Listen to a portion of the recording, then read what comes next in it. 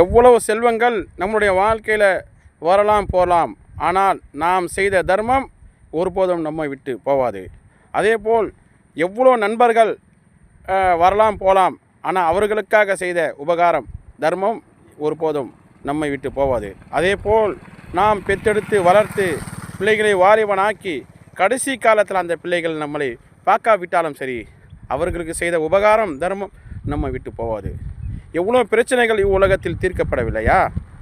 நீங்கள் சற்று சிந்திக்க வேண்டும். எவ்வளோ பிரச்சனைகள் தர்மத்தின் மூலியமாக அல்லாஹ் தஆலா தீர்த்து வைத்திருக்கின்றான்.